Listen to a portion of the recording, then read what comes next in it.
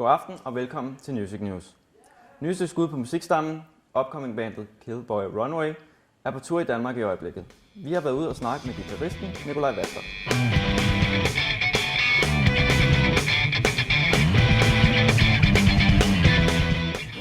Jamen, på en måde har vi jo altid eksisteret, fordi at jeg føler ikke, at vi sådan ligesom har fundet musikken, men musikken har sådan fundet os. Vi begyndte først sådan rigtig at spille sammen for cirka et halvandet års tid siden.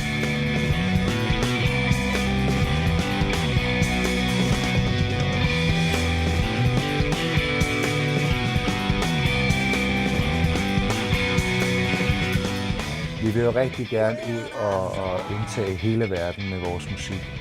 Altså, vi har alle sammen helt klart drøm om at leve af det her. Det er det her, vi gerne vil, og det er noget, vi brænder for alle sammen. Så vores fremtidsplaner er jo, at vi ligesom bliver de største på hele jorden. Og så kan man så udvide det, når vi så kommer videre ud i fremtiden og indtage planeter måske. Hvem ved? Vi vil gerne være det første band, der spiller på månen.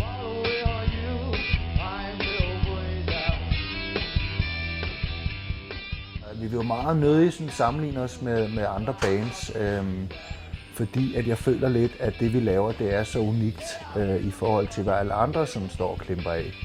Men sådan rent personligt, så når jeg går rundt nede i byen og mærker det pulserende liv, der sådan er i en storby, som jeg jo bor i normalt.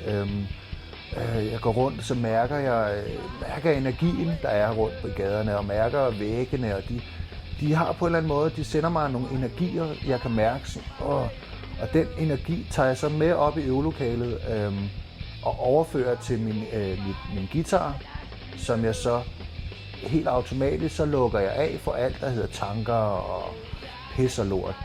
Og så spiller jeg bare. Så det kan man vel egentlig godt kalde min inspiration. Det er sådan energi fra byen og det pulserende liv.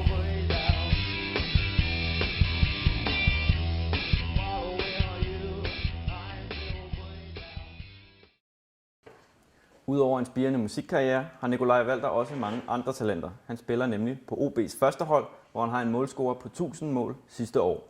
God aften og på gensyn.